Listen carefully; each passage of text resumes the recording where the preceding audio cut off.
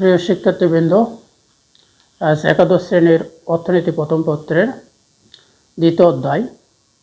আজকের দ্বিতীয় অধ্যায় থেকে চাহিদা সংকোচন, সম্প্রসারণ এবং চাহিদা হ্রাস বৃদ্ধি নিয়ে মূলত আলোচনা করব। আজকের আলোচ্য বিষয় চাহিদা সংকোচন, সম্প্রসারণ এবং চাহিদার হ্রাস বৃদ্ধি। আমরা জানি চাহিদা এবং দাম এর মধ্যে একটা সম্পর্ক আছে। কি সম্পর্ক আছে? দাম বাড়লে চাহিদা কমে, আবার দাম কমলে চাহিদা বাড়ে। এই যে দাম এবং চাহিদার মধ্যে একটা সম্পর্ক, এই সম্পর্ক ছাড়াও চাহিদার সাথে দাম ছাড়াও চাহিদার সাথে আরও কিছু বিষয় আছে যেগুলো চাহিদাকে প্রভাবিত করে। এইটা আমরা বুঝতে পারবো চাহিদা অপেক্ষক থেকে। চাহিদা অপেক্ষক থেকে আমরা দেখতে পাই চাহিদা নিজস্ব দাম, ওই দ্রব্যের সম্পর্কিত দ্রব্যের দাম অর্থাৎ পরিপূরক বা পরিবর্তক দ্রব্যের দাম, ভোক্তার আয়, ভোক্তার রুচি, তারপরে আবহাওয়া, এই কারণগুলোর কারণে চাহিদার পরিবর্তন ঘটতে পারে। এই যে চাহিদার সাথে দ্রব্যের দাম এবং চাহিদার সাথে দ্রব্যের দাম ছাড়াও অন্যান্য যে উপকরণ বা অন্যান্য যে চলকগুলো আছে, এর কারণে যে চাহিদার পরিবর্তন ঘটে, এর উপর ভিত্তি করে চাহিদার সংকোচন, সম্প্রসারণ এবং চাহিদার হ্রাস বৃদ্ধি আমরা দেখতে পাই। তাই আজকে আমি মূলত এই বিষয়টা নিয়ে ক্লিয়ার আলোচনা করব। আগে আমি দেখাই একটা চাহিদা অপেক্ষ।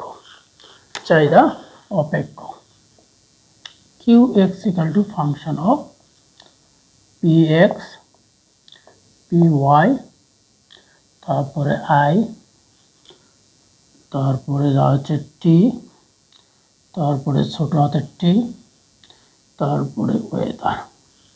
এগুলো হচ্ছে একটা চাহিদা অপেক্ষ। এটা হচ্ছে চাহিদা অপেক্ষ। QSটা কি? QS হচ্ছে X দ্রব্যের চাহিদা, PX কি? X দ্রব্যের দাম, PY কি? Y দ্রব্যের দাম, I কি? I, টিটা কি? সময়।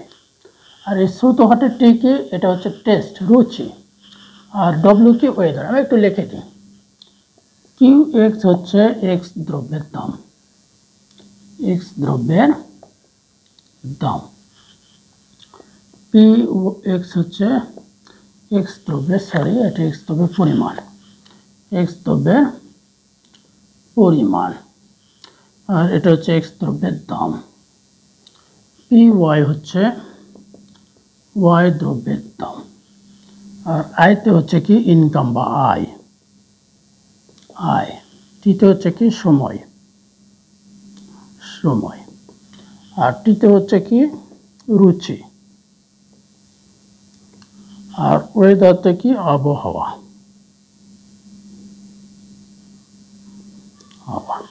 এই কতগুলো বিষয় মূলত চাহিদা উপর নির্ভরশীল।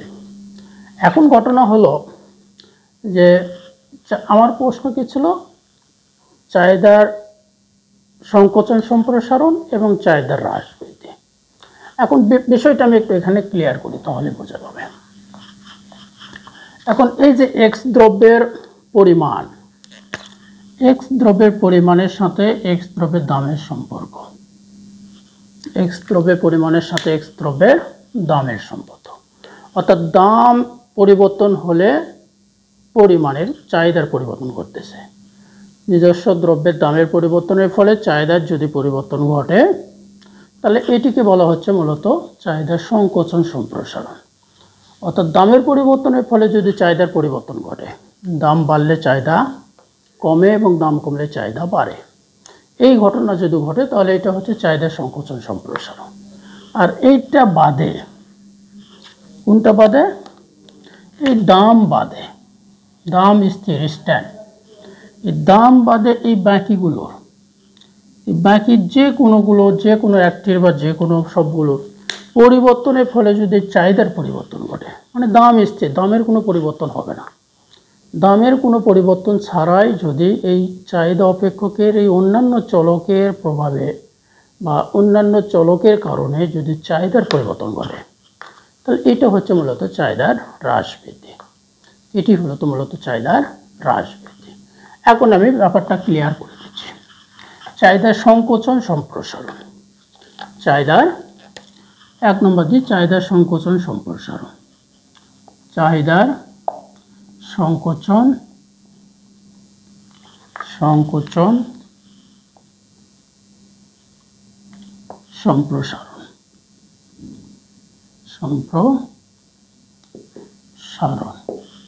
চাহিদার সংকোচন সম্প্রসারণ। চাহিদার সংকোচন সম্প্রসারণ কি? সংকোচন মানে কি? কমে যাওয়া, আর সম্প্রসারণ মানে কি? বেড়ে যাওয়া। তো এই কার সাথে সম্পৃক্ত? দামের সাথে। মানে দামের পরিবর্তনের ফলে যদি চাহিদার পরিবর্তন ঘটে, অর্থাৎ দাম বাড়লে যদি চাহিদা কমে এবং দাম কমলে যদি চাহিদা বাড়ে, তাহলে এটি হচ্ছে চাহিদার সংকোচন সম্প্রসারণ। অর্থাৎ দাম যদি বেড়ে যায় তাহলে চাহিদা কমে যায়, এটা হচ্ছে চাহিদার সংকোচন, এবং দাম যদি কমে যায় তাহলে চাহিদা বেড়ে যায়, এটা হচ্ছে চাহিদার সম্প্রসারণ। অর্থাৎ দামের পরিবর্তনের ফলে যদি চাহিদার পরিবর্তন ঘটে তাহলে সেটি হচ্ছে মূলত চাহিদার সংকোচন সম্প্রসারণ। আমি বিষয়টি চিত্রের সাহায্যে দেখানোর চেষ্টা করতেছি। বিষয়টি চিত্রের সাহায্যে দেখানো হচ্ছে। এখন এটা হচ্ছে ভূমি এককে মানে চাহিদার পরিমাণ, লম্বা অক্ষের দাম। এটি হচ্ছে মূলত একটা হচ্ছে চাহিদা রেখা, এটা হচ্ছে চাহিদা রেখা। এখন এই যে দাম, আমি কতগুলো দাম নেই, এই এ বি সি ডি, তারপরে এখানে কিউ নিলাম, Q naught, Q one, Q two, Q three. এটা হচ্ছে একটা চাহিদা সংকোচন সম্প্রসারণের ব্যাখ্যা দেখি। এই যে দাম যখন আমার কত ছিল, এই পরিমাণ দাম ছিল, কিউ নট এ পরিমাণ যখন দাম ছিল তখন আমার চাহিদা পরিমাণ ছিল এইটুকু, চাহিদা পরিমাণ এইটুকু। এখন দাম কমে যখন এই যে কিউ ওয়ান বি হয়ে গেছে, তখন দেখা যাচ্ছে চাহিদা বেড়ে হয়ে গেছে কিউ ও কিউ ওয়ান। এই যে দাম কমার কারণে চাহিদা যে বেড়ে গেল, এটা হচ্ছে চাহিদা সম্প্রসারণ।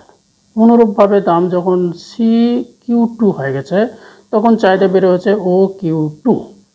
তাহলে এই যে দাম কমতেছে, চাহিদা বাড়তেছে, এটি হচ্ছে মূলত চাহিদার সম্প্রসারণ।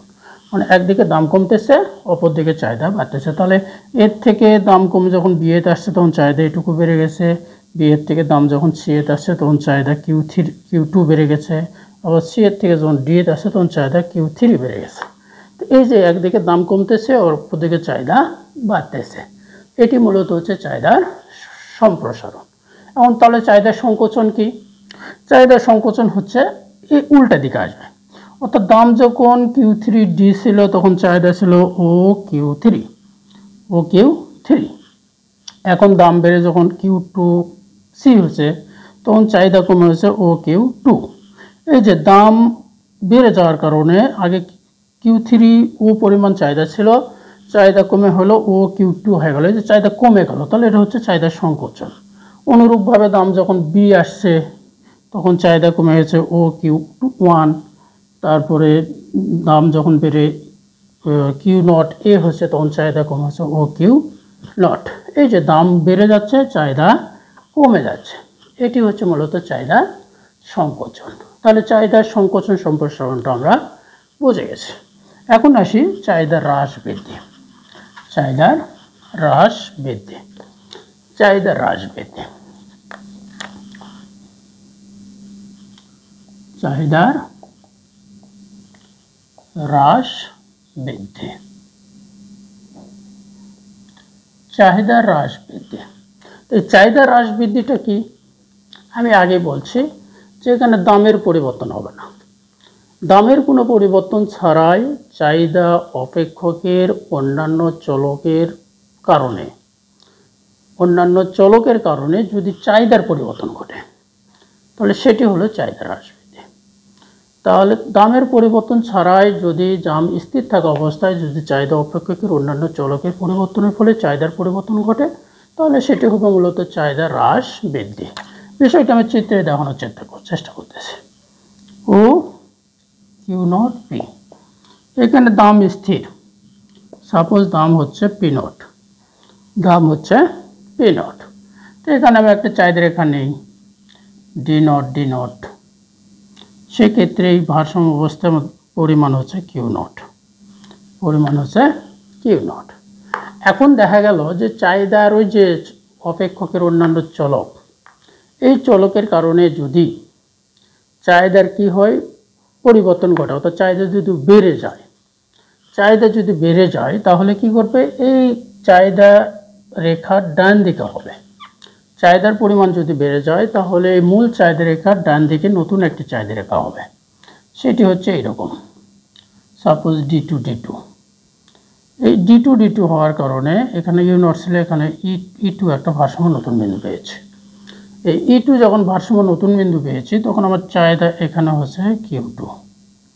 এই যে দাম স্থির আছে, কিন্তু ওই চাহিদা অপেক্ষকের অন্যান্য চলকের কারণে চাহিদা রেখাটা এতে ডান দিকে সরে যাওয়ার কারণে কি ঘটছে, আমার নতুন একটা বিন্দু আসছে, ফলে কি হচ্ছে, চাহিদা বেড়ে গেছে। এইটা হলো কি, এটা হলো চাহিদার বৃদ্ধি, এটা হলো চাহিদার বৃদ্ধি। অনুরূপভাবে কোনো কারণে যদি দাম কমে যায়, কোনো কারণে যদি চাহিদা কমে যায়, ওই চলকগুলোর কারণে যদি চাহিদার পরিমাণ কমে যায় তাহলে কি হবে, চাহিদা রেখাটা বাম দিকে আসবে, চাহিদা রেখা নতুন একটা চাহিদা রেখা হবে বাম দিকে। সেক্ষেত্রে আমার নতুন একটা চাহিদা রেখা সাপোজ এখানে D1 D1 হচ্ছে, G1 D1 হচ্ছে, ভারসাম্য বিন্দু হচ্ছে E1। এই E1 ভারসাম্য অবস্থায় পরিমাণ হচ্ছে Q1। তাহলে কি হলো, এই যে চাহিদা এখানে এদিকে চলে আসার কারণে কি হচ্ছে, চাহিদা কমে গেছে, চাহিদা কমে গেছে। তো একদিকে দেখা যাচ্ছে দামের কোনো পরিবর্তন ছাড়াই চাহিদা বৃদ্ধি হচ্ছে, সেটাকে বলতেছে আমরা চাহিদার বৃদ্ধি। আবার দামের কোনো পরিবর্তন ছাড়াই চাহিদা কমে যাচ্ছে, এটিকে বলতেছে চাহিদার হ্রাস। এটি হলো মূলত চাহিদার হ্রাস বৃদ্ধি। এই চাহিদার হ্রাস বৃদ্ধির চিত্রটা আমরা একটা চিত্রে না দেখে দুইটা চিত্রে দেখাতে পারি। নর্মালি দুইটা চিত্রে দেখানো যায়, সেক্ষেত্রে এই পর্যন্ত একটা চিত্র, আবার এখান থেকে আলাদা চিত্র দেখানো যায়। যাই হোক, আমি একটা চিত্রেই দেখালাম। আশা করি চাহিদার সংকোচন সম্প্রসারণ এবং চাহিদার হ্রাস বৃদ্ধি বিষয়টি ক্লিয়ার হয়েছেন আপনারা। ধন্যবাদ। পরবর্তী ক্লাসের জন্য অন্য একটা টপিক নিয়ে আসবো ইনশাল্লাহ।